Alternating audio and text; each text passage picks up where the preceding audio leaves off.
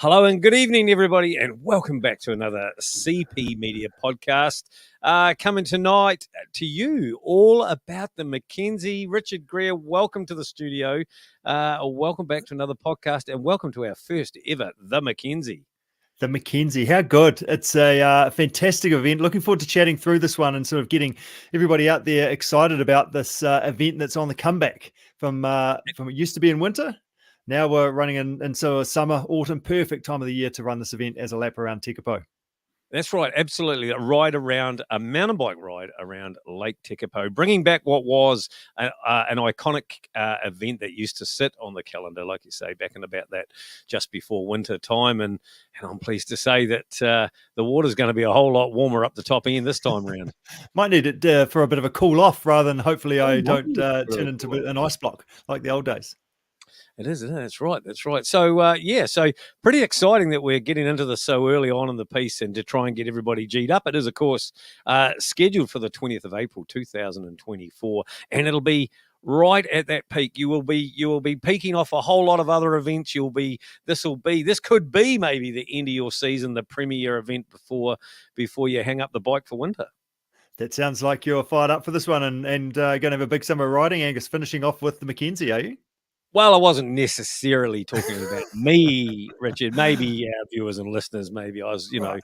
Sure. It all was sort of fitting together for a moment there. Hypothetically, mate, if you were to say, this would be perfect timing. Good stuff. Hey, if you're thinking along these lines of this event, anyone who's entered before the 30th of November goes in to win a $50 TLV voucher, which is a restaurant and bar on the lakefront of Lake Tekapo. So that'll be a fantastic way to kind of kick off your celebrations post-ride. Well, it isn't. It's right at the finish line too. It's right at Race Village. TLV is right there, so you can sort of roll across the finish line, hang your bike up over there, and go and get a nice hot steak or a cold beer or something from there. How good. Yep, definitely some hot chips. Good job. So the Mackenzie, what an interesting place to go and ride your bike. And the history is best suited to a movie plot, reading from their website. The Mackenzie District is bursting with legendary stories. The Mackenzie is brought to you by Devold as an ode to the farming background in the majestic country.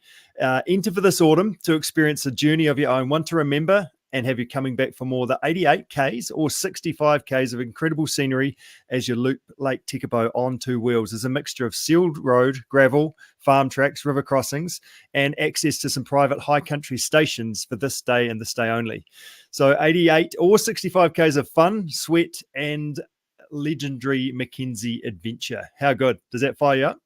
Mate, it's a real good mixture, isn't it? And what I really like is, this event is not unique in this aspect, but this is why we do these events, to get access to some of this land that you cannot just access at any other time of the year. So that's what's so awesome about the events that we do get to do here in New Zealand. We've talked about it before. New Zealand is has some of the most stunning scenery, and man, there's no better way to do it than see it on the back of a bicycle.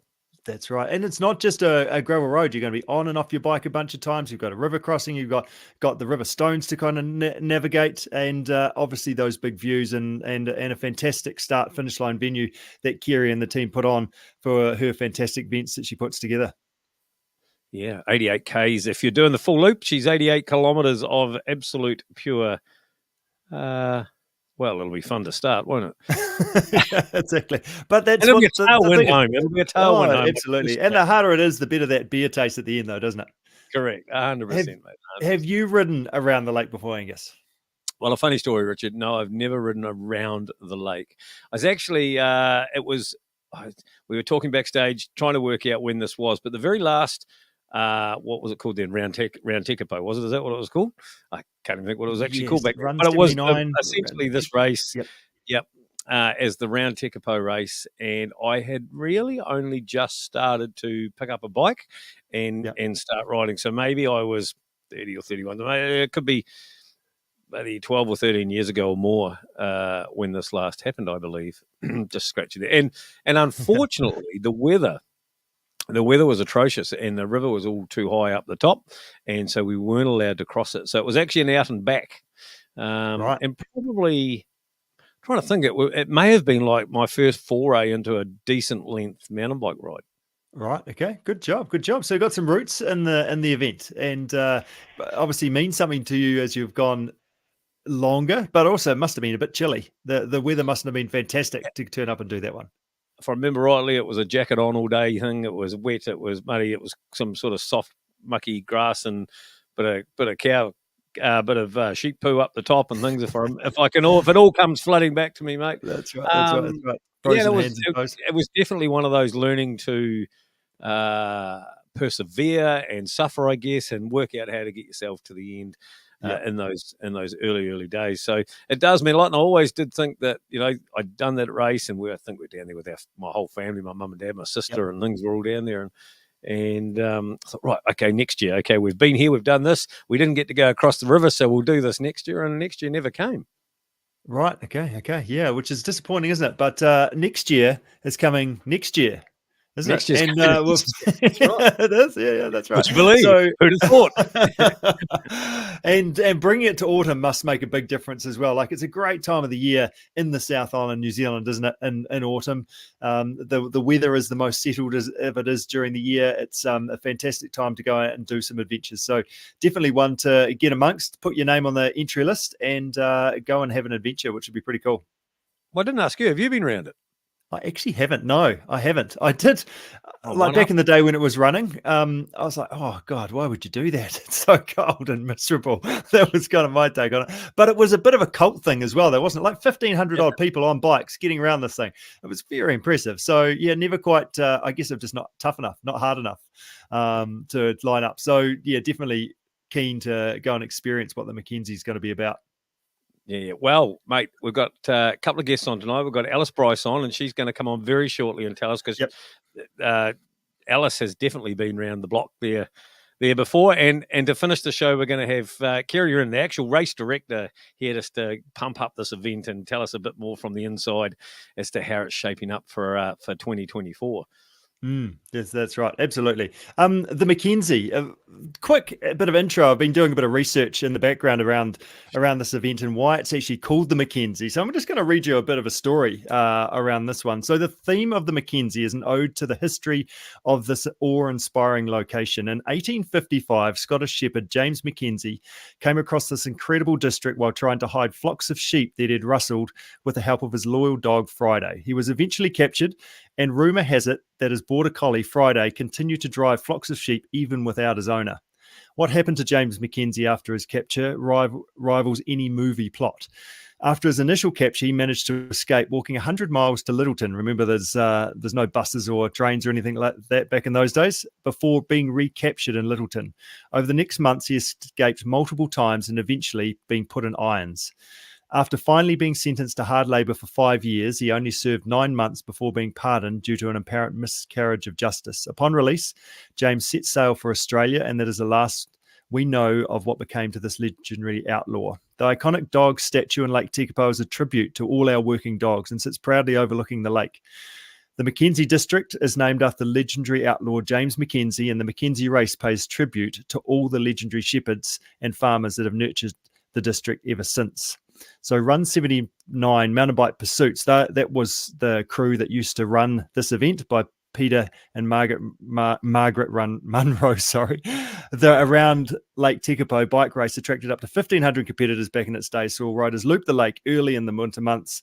And then with Kerry and the team picking this event back up again, the Lake Tekapo community and previous organisers are absolutely fizzing to bring this one back together. So with that said, let's bring Alice along. Is she in the background there? There she goes. How are you doing, Alice?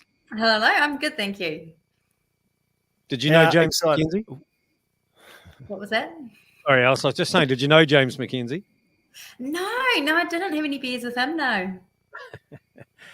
That's quite the tale, isn't it? And I guess an important piece of our Mackenzie country history that not too many people would know. Yeah. That's what the dog's all about, that we all know about, but don't actually know the story too.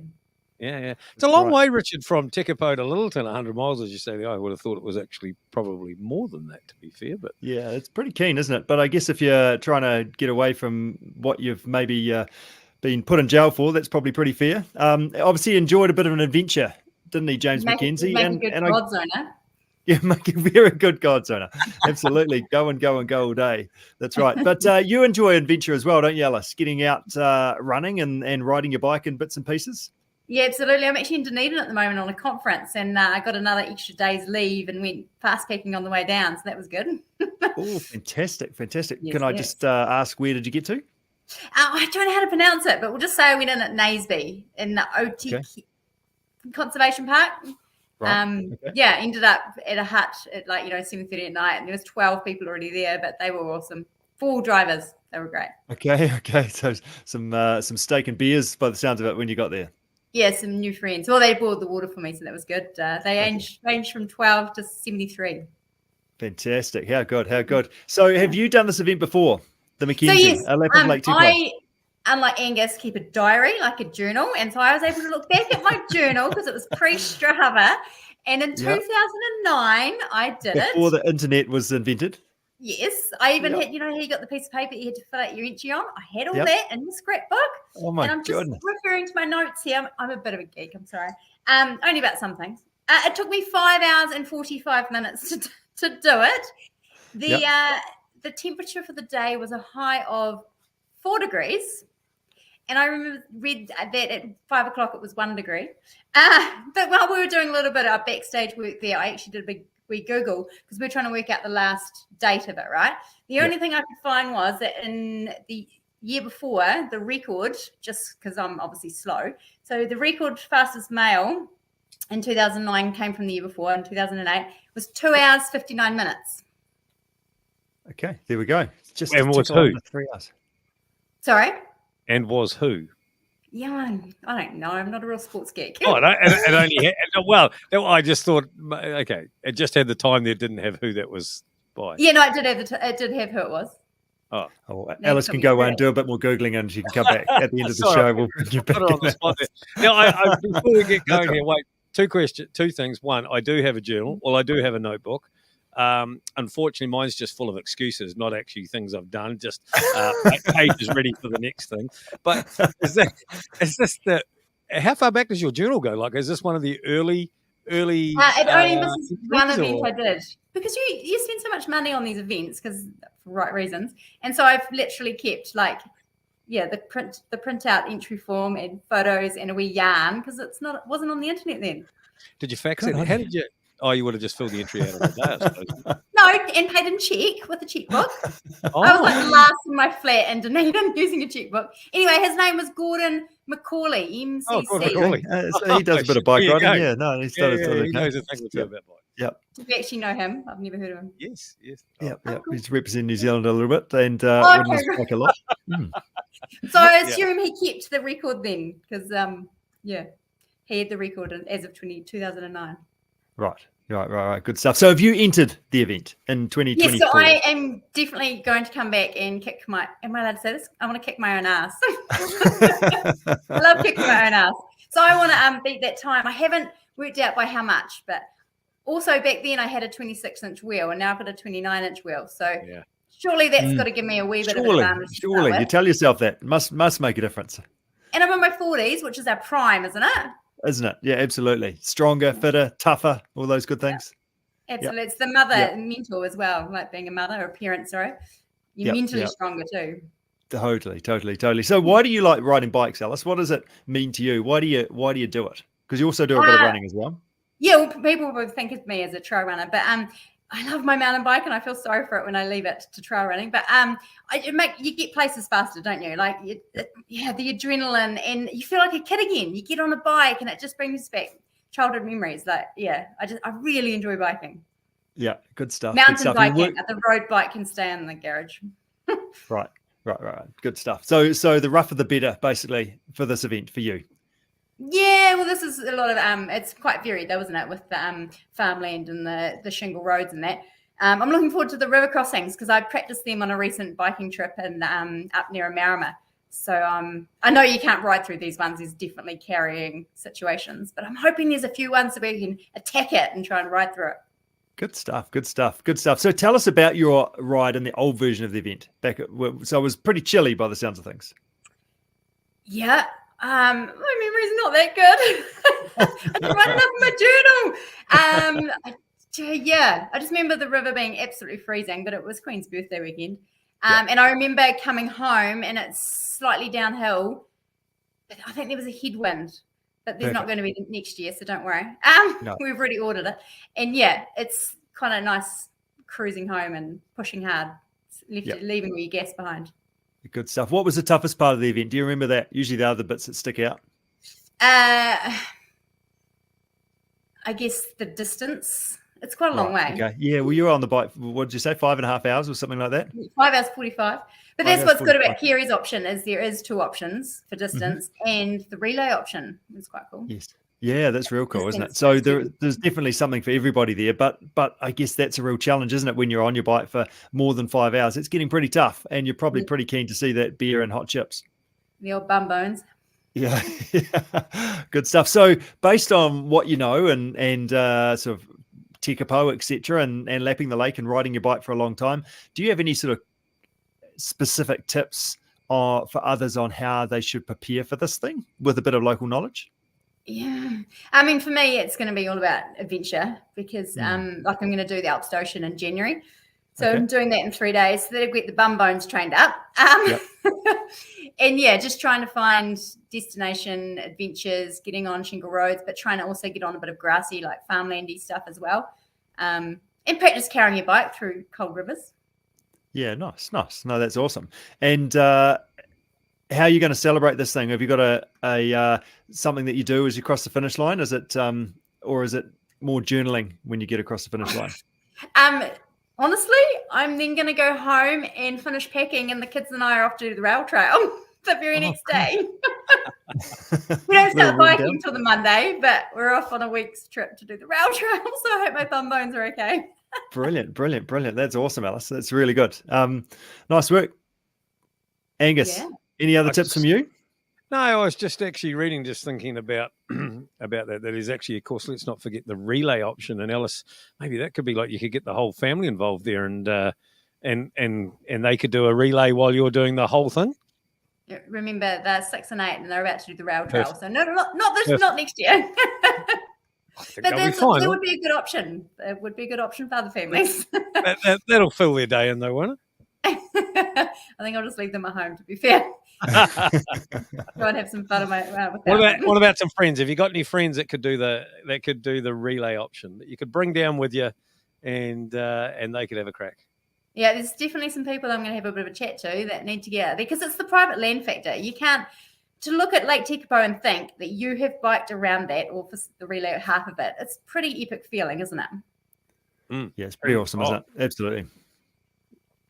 Very good. Hey, Alice, thank you so much for joining us. All the best for the next adventure and getting those bum bones ready to rocket around Lake Tekapo and giving yourself an uppercut and beating your time from 2009, being stronger and fitter and more awesome than what you were. Looking forward to it. See everybody there. Yeah, I'm probably more looking forward to the page in the journal. What you write on this next. I mean, we might have to get you back as an after thing, so you can read us out the page from your journal from the 2024 Mackenzie. I reckon that's what we should do. Yep. If anyone follows me on Strava, they'll know I just journal in there. They're probably like, here's Alice again. I don't just write that was fun. I write a wee yarn about what happened. So I'm still journaling. Sorry. Right. So we've got the modern day journal going on. Yeah, on Strava. Okay, good. And all the results are there. The times are there. All those things. It's perfect. That's the perfect place to journal. Absolutely. Yeah, well done. All down online there, Angus. All down online. Awesome. Good work, Alice. Thanks, team. Take care. Cheers, Alice. Thank you. Yes. Now, a good coach would tell you to do that, Richard, wouldn't they? To do some, it is good to write down what you've learned, so then you can sort of make sure that you do the good things well again, and then also maybe the things you didn't do quite so well, improve upon those, and put them all in the same place in a journal or on Strava or where it is, so then you can actually look back. Absolutely, that's a great thing to do, so you can continue to learn and improve for sure. You've probably got a stone tablet and a chisel and as your original. Yeah, that's right. Yeah, the kids were telling me that tonight that have probably, what was it, sort of Stone Age mammoths are around when I was born in the 70s. So yeah, that's right. Still ticking along.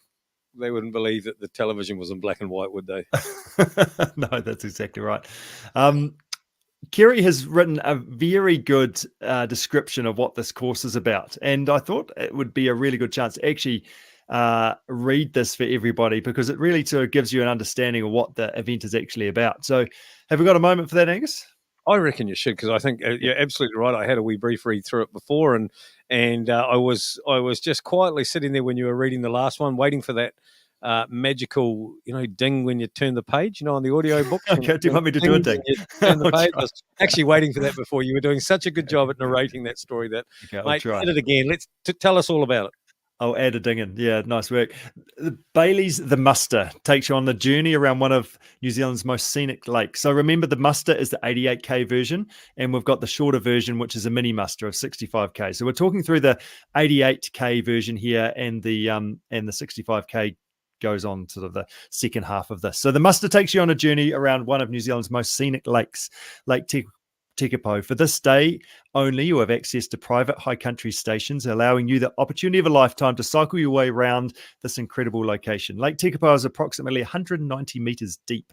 The incredible turquoise hue is breathtaking, and you'll get to admire this pristine environment as you circumnavigate the lake.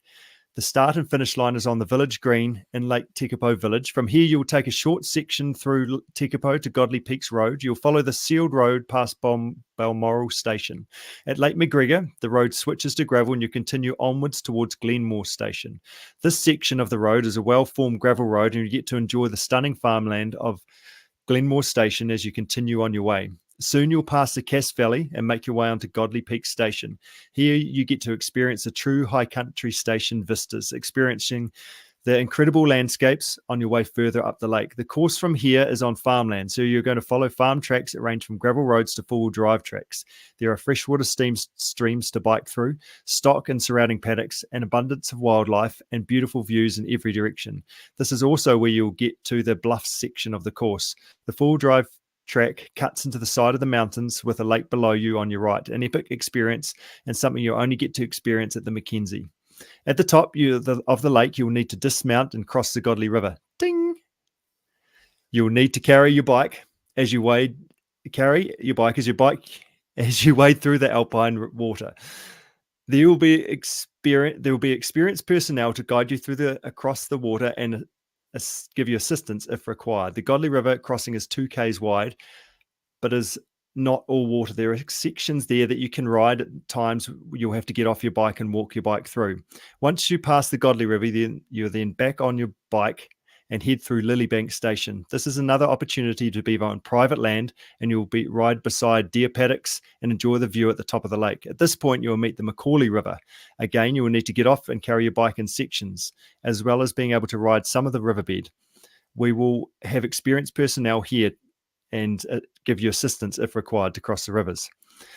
After this crossing, you will join the gravel Lilybank Road and take you all the way back to the finish line. This is back on public land and the road will be open. You can see Mount John in the distance, a great marker that gets closer as you're near the Lake Tekapo village and the finish line.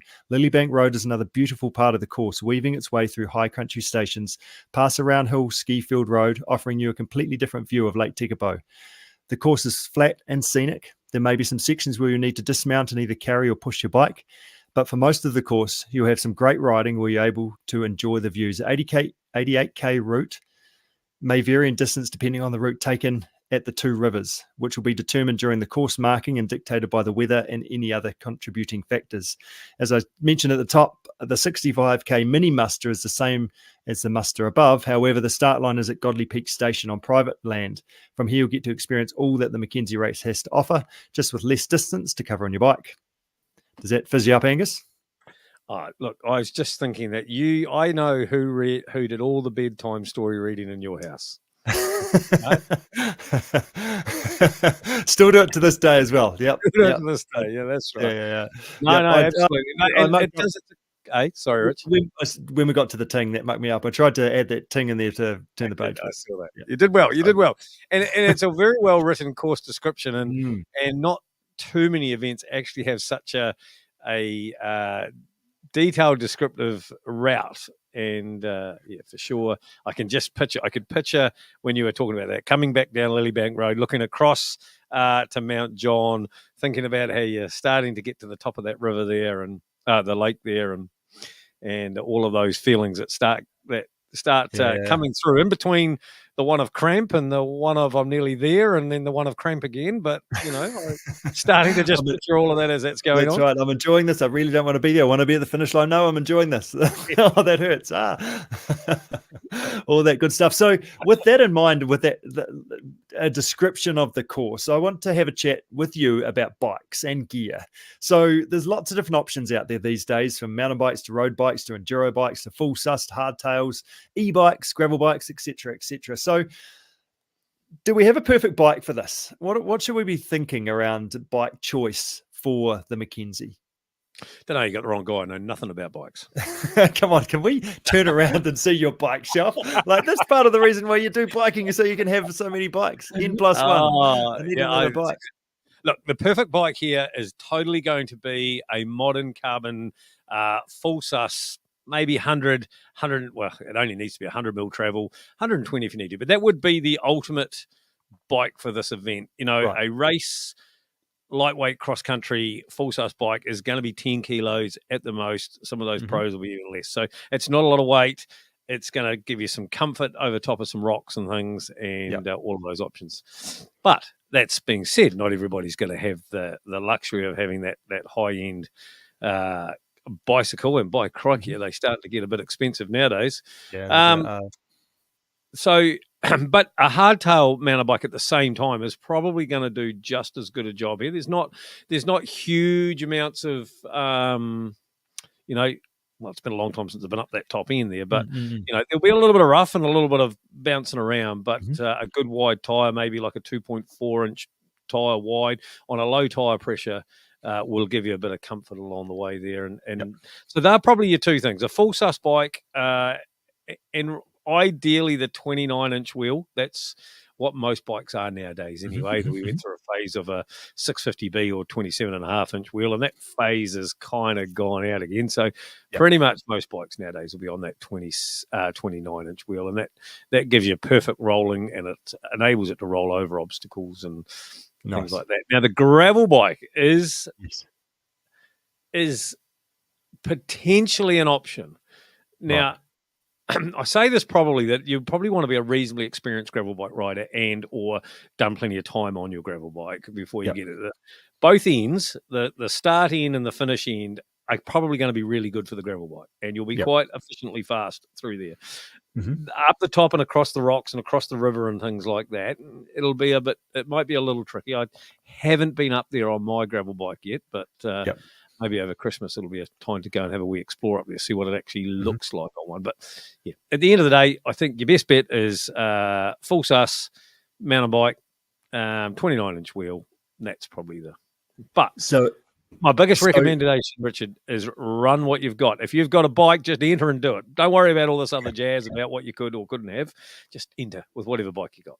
That's great advice. And you're also erring towards comfort opposed to racing it as well. By the sounds of what you're talking about, you're probably going to be faster if you're comfortable, opposed to thinking, I should go for this because I'm going to be faster this way. Yep, 100%. I think comfort's all the way. If we talk about Alice, who was 5 hours 45 on that time she did it, it's a long time in the saddle. And I don't know what that is, but there'll be an average of, if the winner was just sub 3 hours, then the majority of people will be 4 hours plus. 4 to 5. Yeah, that's right. 4, 5, 6. Yeah, correct. So that's a long time to be sitting on a bike. Yeah, that's right. That's right. Good. What about e-bikes? What's the story there? Are we allowed e-bikes? Well, that's a good question. I'm not actually sure. I'm feeling like I should know this. Kerry, give me a nod. Are you allowed e-bikes in this thing, or what's to go? Yeah, she's nodding away there. Look at that. She's nodding. We can do e-bikes. So if we're riding an e-bike, what about the river crossings if we're riding an e-bike? No, that's okay, mate. Like these modern e-bikes, don't get me wrong, you won't want to take your city commuter e-bike. Let's be clear about that. You do actually want a mountain bike e-bike that is going to do what a normal mountain bike would, just obviously with the power, with the battery. So you do want to do that. The modern e-bike these days, mountain bike, absolutely no problem getting them wet. Riding them in the rain, riding them through puddles, and even riding them through the river. going to be a little heavy. If you do have to carry it, you got to remember that if you're 19 kilos plus, in fact, you're probably doing quite well if you've got a full sus e-bike at 19 kilos. So there is a little bit of weight you've got to carry across those rivers. Yeah, that's right. At the same time, hang on tight and it'll probably stop you getting swept away. Yeah, that's good. And also, that's the other thing. When you finish this event, it's really good to go and get your bike serviced and like your bottom bracket cleaned out, and also your e-bike just kind of checked out by your local bike shop as well afterwards, just to make sure it's going to continue to run well and it's not water where the water shouldn't be. Super good point. And actually, you should start with that before you even get to the event, is get your bike checked out. I always recommend, especially if you don't do a lot of riding, if this is your event and you haven't been doing a lot of other riding, or you've just been doing some training or whatever, go and get your bike checked out, get the chain checked, get the drivetrain checked, tires checked. If you're running tubeless, and I recommend running tubeless if you can, get rid of those tubes and put some sealant in if that's a possibility. But if you are running sealant, make sure you get that checked, because it does go off after a while. And just go through that process of getting everything checked out, so that on the day, the last thing you want is to have a mechanical. Nobody likes a mechanical, and it's kind of frustrating, especially if you've been training for it and you're peaking on the day and it's the perfect weather day and it's all going well, and then you have a stupid mechanical that could have been prevented. That's right. That's right. Just going back to the tubeless thing, why is it better? One, you can run the tyre pressure lower. So, of course, with a tube in there, you need to run it with a bit more air in it. We're going to get technical here, but with a bit more air in it, because you don't want to pinch flat it where you roll over a rock and the tube, the tyre flexes and then it pinches the tube to the rim and creates a puncher. So with tubeless, you can run a lot less pressure in there, which gives you a lot more comfort across the rocks, because the tire is actually softer and absorbing. So that's really good. And two, it will take away, if the sealant's working good, you do get a puncher, you run over a nail or you run over a thorn or something like that up the back of there, the sealant should, in theory, with enough pressure in the tire, seal her up, and you won't have to worry about it. It'll just do its own thing. You'll keep riding. Good job. Good. That's fantastic. So, think, like you've talked about bikes, is there anything else that we need to sort of maybe consider to help us enjoy our day riding around Lake Tekapo? I suppose it depends on how much riding you actually do. Now, if you're a seasoned rider and you do a lot of riding, you'll probably know most of these things. You'll have a collection of bib shorts, or padded chamois shorts and things like that. You'll have appropriate shoes and probably be clipped into the pedals and all of those sort of things. If you are a new beginner to this, you may be riding on flat pedals, which is fine. But I can't recommend enough a bit of chamois cream. 88 kilometres, long way to go. If it's a hot day like it could be, there'll be a lot of body sweat and things like that going on, and a bit of chafing. So a good bit of chamois cream, bit of butter, as some of them call it. Don't be too embarrassed to go and buy a tin of that and get some of that on you, that's for sure, because that'll be a lifesaver. And even take some with you. Take it in a little wee container or something in your backpack or something like that. So bike fitting. Again, I go back to 88 Ks is a reasonable way to go, and 4 or 5 hours on the bike's a long time. So make sure you are comfortable on your bike. If you do get the opportunity to get a bike fit, or get somebody maybe your local bike shop, or just somebody like Richard Greer who knows a thing or two about bikes, just make sure your fit is comfortable. Otherwise, you'll end up with knee issues and injuries that you don't really need. Along the way. Just thinking about carrying stuff with you. Of course, you're going to carry your puncher repair. You're going to carry a tube. Even if you're tubeless, you're going to carry a tube and a pump or some gas or whatever it might be. I recommend taking a little bottle of chain lube.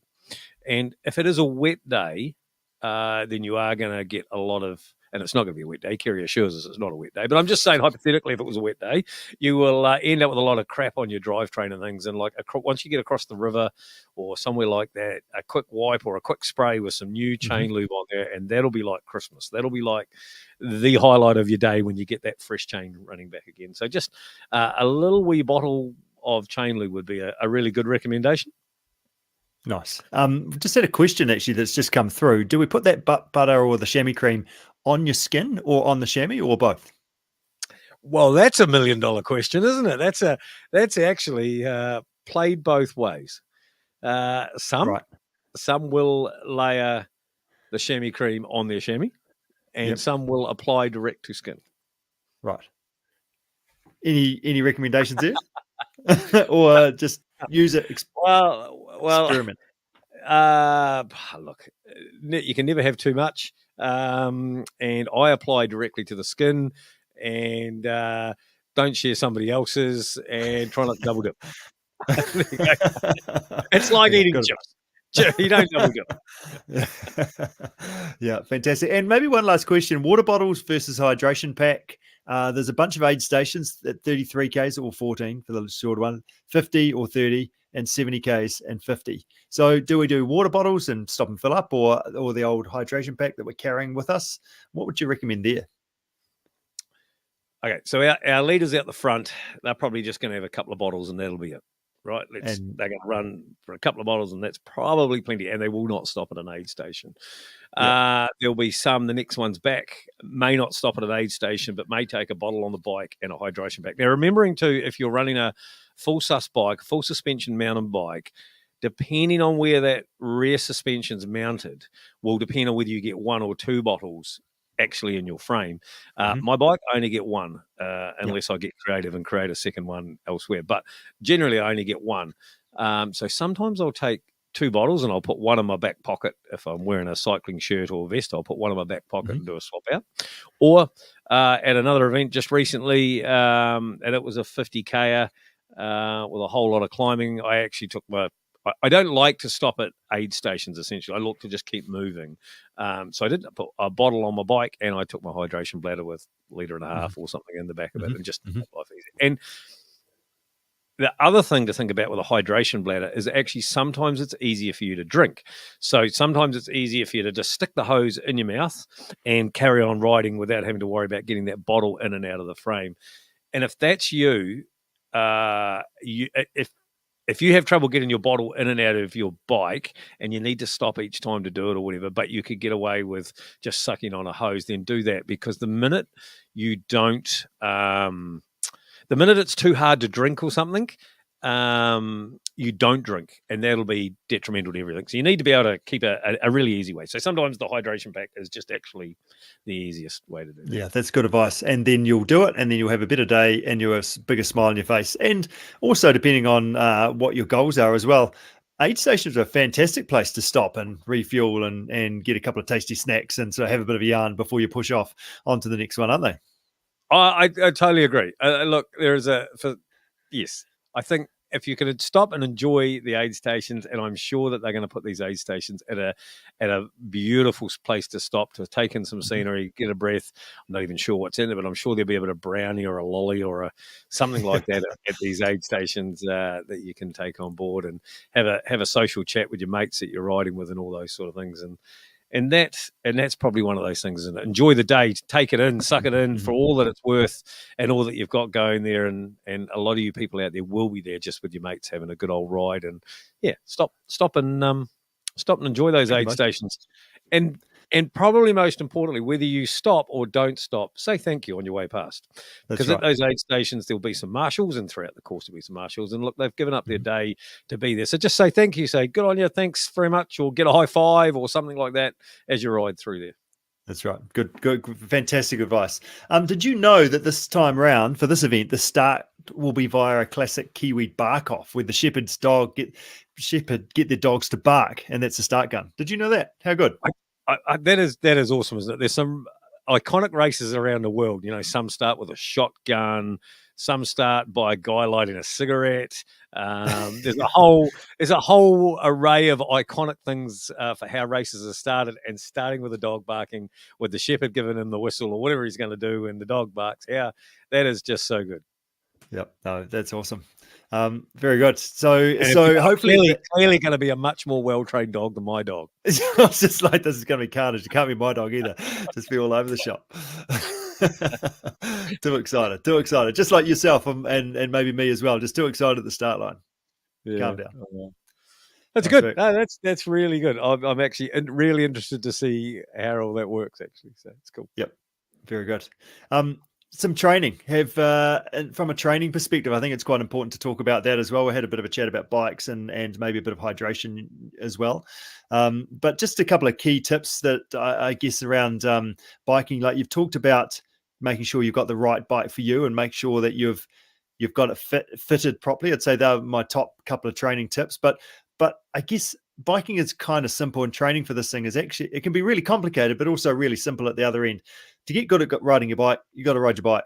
So the more you ride it, generally the better you get. There's points where you have to do some faster stuff, some longer stuff, but it's all about consistency. Are you getting on your bike on a regular basis and riding it? And it doesn't have to be long. It could be short, with some making sure that we do a longer one or two, getting up to sort of the time they think we're going to be on our bike. But hey, if you're really busy, like commuting is a great option, just to add a little bit of biking into your day. Or maybe a Zwift type situation where you can jump in and you've got kids about, so you have to quickly ride and you can't sort of go away too much. That could be another really good option. So just think about consistency.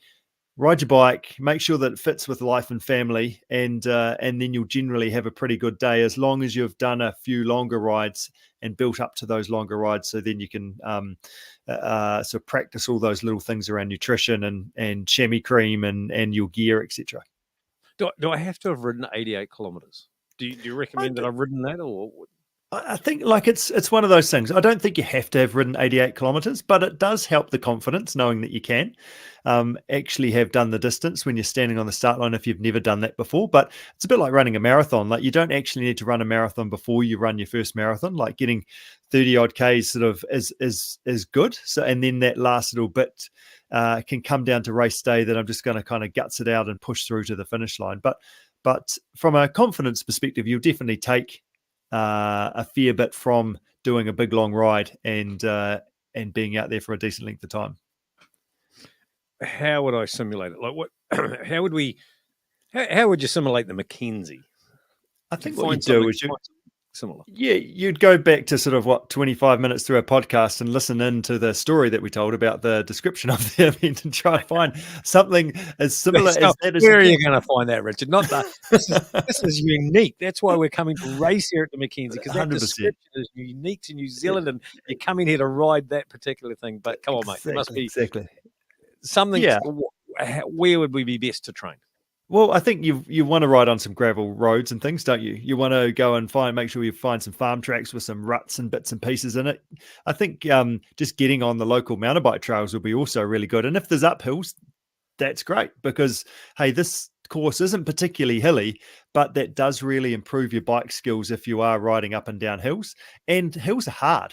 Hills never get any easier. So they test you to become fitter and stronger by riding up them as well. So I wouldn't worry too much about being absolutely specific for this race. I think go and ride your local trails, work hard on the uphill, have some fun on the downhill, make sure that you're enjoying your training and riding with others and friends and bits and pieces.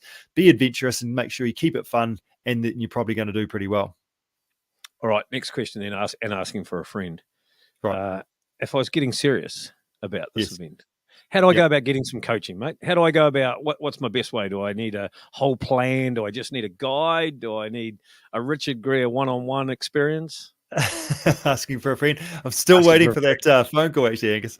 I mean, we've got lots of different options, from a training plan membership where you can sort of get an online program that you can follow, that you can move around, make it yours as video content behind it, sort of thing, at a lower level. Or there's also 5 of us that work together on the coaching front that we can help you out one-on-one to sort of work with the level of training that you're doing, fitting with your life, and making sure you're enjoying what you're doing as well, and sort of tailoring something more specific to you as well. So the best way is probably just to jump into our website, click on the book a call button, which jumps basically into my diary, and then grab a time just to have a bit of a chat, and then it's just a matter of seeing what best fits for you is probably the best way to go about that.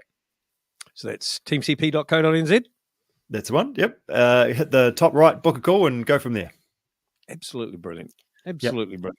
Have you entered yet, Angus? 30th of November, winning that $50. Winning voucher? the $50. Well, that's a good reason to enter, isn't it? To get $50 meal voucher. I don't know what you'll eat, mate, but I'll be okay. You'll come and sit all with drink. me. Yeah, I'll Or sit drink. with you. Yeah, absolutely. Yeah. So 30th of November, if you've entered before then, you go into that draw to win that $50 TLV voucher that you can enjoy on race weekend. Beautiful. Right. Speaking of this race, the Mackenzie around Lake Tekapo, this wouldn't be possible without, of course, the one and only Kerry Uren for putting this on. Our race director for this event, been working very, very hard to bring this amazing event back to life since, well, I'd put a date in here, but we can't actually identify when that last one was. Let's just say it was probably a good decade ago. It would have been a decade ago, wouldn't it? Like, we could say that. So that's a long time. Kerry, welcome to the stage. Welcome to your podcast, really. Hi, guys. Thank you for having me. This has been a really interesting chat. Actually, Alice and I were just messaging each other in the background, and it's been really interesting. So thank you. Yeah, no, that's awesome. So give us a bit of background for a start, Kerry. How has this event sort of been brought back to life? Because it was pretty iconic back in the day, and one of the things that probably almost made it iconic was it was just so brutal with the weather conditions. But you've got to put a Kerry Uren touch on it to make sure that people potentially might even enjoy their bike ride. Yeah, well, I organise Race Tekapo, which is a running event in September. So I was busy doing that, and then was obviously speaking to quite a few people in Tekapo, and Andy Perry, who manages the Cairns Alpine Resort and Golf Club. He loves his mountain bike. I don't know whether you two have ever run into him or not, but he's a great guy. And so he sort of organised a catch up with all the local farmers around the lake and plied us with some wine and stacks, and next Wooed you. next minute. It was really fun, actually. And and I guess the biggest thing for us was to be, talking with the old organisers, Peter and Margaret Munro, and making sure that they how they felt it was going to go, and they've been awesome. So they've been sort of working in the background with me and talking about a few things, and hopefully we'll get to go and do it on the day maybe, or sort of be part of it. But so we're sort of organising it on behalf of just to get it back going, and so it's awesome. How good. That's great. And great to have the community behind it as well. That makes a big difference, doesn't it, to have those people on the ground and up on those stations up in the high country helping you out to sort of bring this event together, rather than you sort of trying to figure it out from zero.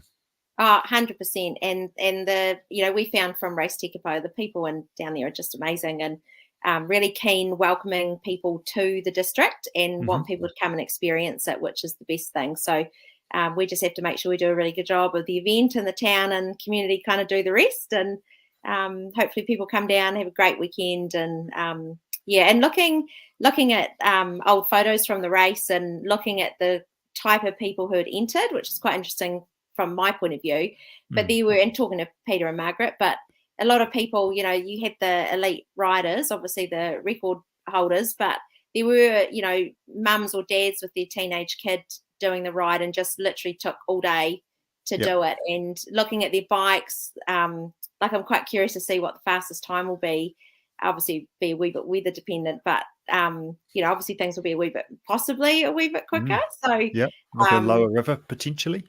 Yes, hopefully. So so I think that'll be quite cool. But it really does look like from past photos that, even just looking at the clothing and what people were wearing, it's pretty, you look now and you think, things will be a wee bit different. But really, just get your gear on and get on your bike. And I like what Angus said, just use what you've got. And if you're looking at doing something different, then you've got, Angus gave some really, your bikes, Angus. That was impressive. So so but if you've got your mountain bike, then just go and give it a crack. So we're pretty keen to get everyone out there, and we'll be supporting everyone. So did you see a young version of Angus or a younger version of Alice potentially as you were looking through the archives? I'm going to go back and have a look. I bet Angus didn't have that moustache now. No, you absolutely did right. I did not. And I'm going to say it's 2011. And I was just checking my journal called Facebook. Nice. Fantastic. What do you like, Kerry? You've got a bit more of an understanding about this event, just with the back end work that you'll be doing on the event and the course, etc., with the locals. What are you most looking forward to? 100% getting up that top of the lake. Like when we've done some recce's up there, it just blows your mind. Honestly, I said to the farmer that took us out, I was just like, this is, one of the best days. I just had the best time. It was, the wildlife, and I don't want to give too much away because it's sort of, and it's on private land as well. So I don't want to encourage anyone going in there, but on the day, it's just going to be amazing. And I think we're really working hard at making the whole experience quite unique, and just doing a few little surprises around the course. Because I think for those people who, are going to be racing it, they're going to just, enjoy it and go enjoy the scenery and the race. But I think there'll be, a lot of people that'll be coming just to have a really good time. And it is a long day. So we're trying to sort of break it up and make the aid stations fun and kind of go with the theme. And we're really excited. Good. Can we ask this question? Is that like, it's not just the event, it's the whole weekend, isn't it? About being in Tekapo, which is an amazing spot. Have you or the community got anything else lined up that you're able to tell us? Well, the community, same with Race Tekapo, they do race weekend specials, which is really cool. So we're sort of working with them at the moment and updating the website with them, which is awesome because it just means you can maybe go to the cafe and get a discount or accommodation discounts, which is neat. But there's so much to do in the district, and even Mount Cook's only, like an hour or so away. So you really can go. We're going to go bike on Saturday, and Sunday we might go and walk up to Hooker Lake and, just have a look around. So and it's just a great spot. So I think people will, and of course the hot springs. So you can always go and enjoy a soak there. So Fantastic. Well done. Is there anything that competitors need to be aware of, just in terms of, from your perspective, lining up for this thing and the event itself? I think we're at the moment, we'll be able to give a wee bit more information soon, but we're kind of looking at ways we can help people with e-bikes get across the river. So, we're just looking at whether we can work on a trailer system for some of those sort of, like I had an email the other day from a group that have got some older people in the group that, thinking about bringing their e-bike. So we're just trying to find some ways that we can safely get the bike and encourage them still to do it. Because it's just such a small section of the race for those rivers for the whole distance. So it's kind of trying to make it accessible for everyone. And I think too, one little thing to bear in mind is the ride home. Like it's beautiful and it's great seeing and easy riding on the gravel, but there are a couple of sneaky little hills in there. So when you get through the river and you think, oh yeah, I've got my nice flat ride home, there's There's one particular ride up after a bridge river crossing that'll there might be a few people pushing. That's I like your thing about the hills, because there's not a lot of elevation across the course at all, but it's just that probably the last little bits on the way home will catch a few people out. They'll be pretty tired. Nice. And what about aid stations as well? There's an opportunity to do a bit of a drop bag and say maybe if you're rolling with your e-bike, you can pick up a spare battery so Angus can ride turbo the whole way. Tell us a little bit more about that. We've got the Musterer's Rest, we've called it, at the just after the last river crossing, the Macaulay River. So we got a really, I think I've tried to pick not tried, but they've kind of come forward, the funnest crew we've got that are pretty fun. We've got a Scotsman in there, and it'll be great fun. So that'll be a good spot to go in and change your socks and sort of dry off if you're a wee bit wet. You might want to change some clothes, and there's a battery swap there, and that's also our relay swap zone. So it'll be a fairly social stop point. So it'll probably be the favourite stop, I think, for a few people that'll get through the rivers and think, holy moly, we're just gonna sit here for a minute, dry off, have some food, and have a yarn, and then get back and get going. So that'll be good. That'll be a fun one.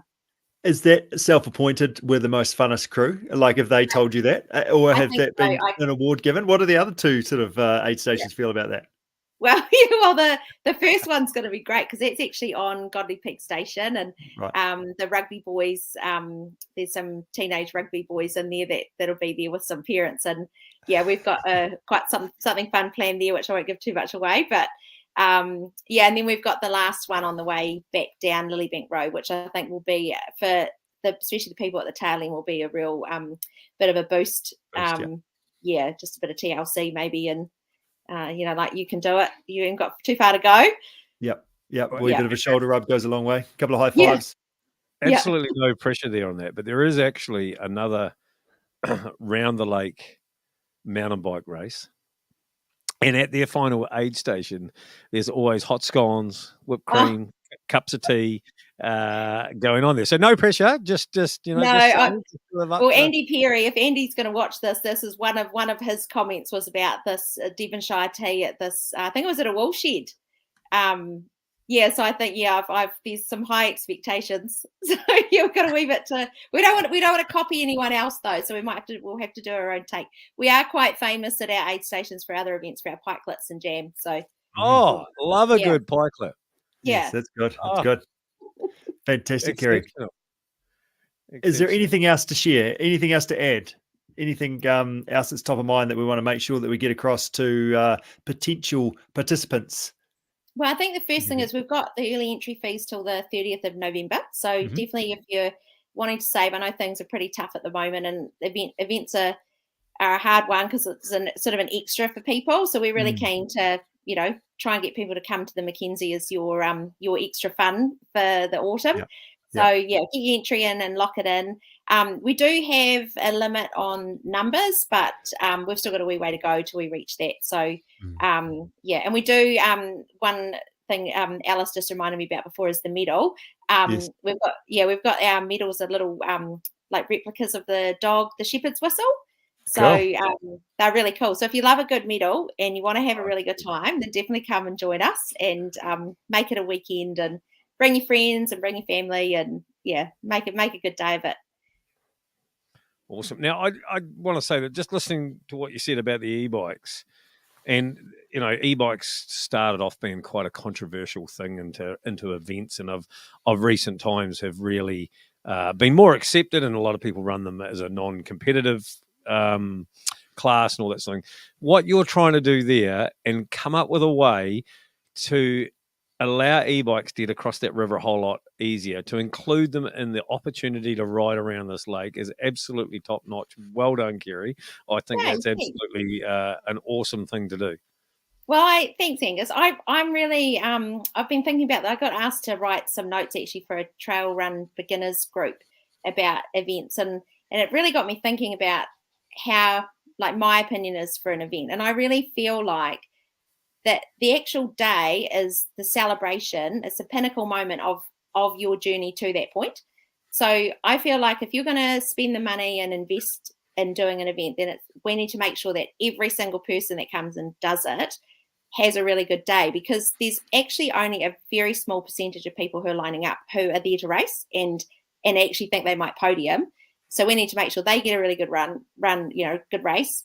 And then everyone else, it's they're either trying to do what Alice is doing and beat a time or something. But for probably the majority of the people, they actually just want to bloody finish and feel like they've done it and get that medal at the finish. So that e-bike, we had lots of we weren't going to do the e-bike at first, and then everyone was kind of like, can you do the e-bike? And we're like, yes, we will. We'll make this work, because most of the ride, it'll be awesome for an e-bike. We just got to sort this river out for them and make sure we make that really achievable. So we just want everyone to come and enjoy it, because it's going to be amazing. I reckon I'm going to try and rope my father into this. Yes, on his e-bike. That's what I reckon I'm going to do. Awesome. He won't be listening. He won't be listening or watching. But that's it. I'll soon rope him into this. Yeah. Nice work, Kerry. Hey, love your work and love all the energy and effort that you put into these things, and getting this event back onto the event calendar is absolutely amazing. And so well done. There'll be a busy few months ahead of you for the next wee while, sort of getting things all dialed in, but all the best for that. And we look forward to sharing more of the Mackenzie and helping everybody get fired up and get organised to be on the start line over the next few months. Yep, perfect. Great. Thanks, guys. I look forward to talking soon. Good job. Brilliant. Well done, Kerry. Thanks, Kerry. Thanks. Bye. See ya. There I am. Enter the event, mate. Like we say, by the 30th November, if you enter this race before the 30th November, go in the draw to win a $50 voucher to TLV, restaurant there, right at the finish line, right at the village there. But reasons for entering: one, it's a damn cool event. Two, you only get to ride through this property on this particular day. So there's another good reason. But mental health, mate, like we know more than anybody, riding bicycles, running, whatever it is that you do, is an outlet for a lot of people. It's good for the soul. It's good for the head. It's good for all of those things. Sometimes the best thing we can do is actually enter an event, commit, get our name on that start list, and then all of a sudden a whole new focus comes, a reason to ride, a reason to get out, a reason to go and, be with your mates in the weekend, and all those sort of things come flowing from that one decision of pushing that enter now button. Yeah, put it like paying your money, I think, is actually an important thing, isn't it? Like, yeah, you could go and do this ride or ride the Wilderness Trail or whatever for yourself, but you've entered, this is the date, this is the time it's going to be, the start gun's going to go, you've paid your money. So you make a little bit of time, don't you? Because you have to. And it's those sort of half pie marginal type ones that you probably wouldn't have done because it's kind of a little bit cold anyway. You get those in, and then that sort of spirals you up and up and up. And from a mental health perspective, they're the ones that make a real difference. And hey, you always feel better after a ride or a run, don't you? No matter what's going on in your day, everything's just that little bit better than what it was before. And what if I said you could get your money back? Oh, that's got you intrigued now, hasn't it? Ooh, you go, where is he coming from with this? Kerry's in the background going, no, where is he going with it? Just think about this, Richard. Think about this. Right. Pay your money into the race. Now what do you got to do? You got to train. Well, like you said, what's a good way of training? Commute. Leave the car parked in the shed. Don't put petrol in it for a couple of weeks. Ride your bike. You get fit. You're training for the thing. You've got your money back in the entry because you haven't put fuel in the car. It's a win-win-win. Just like that. Well done, Angus. You're selling. There's so many entries coming in for the Mackenzie just now.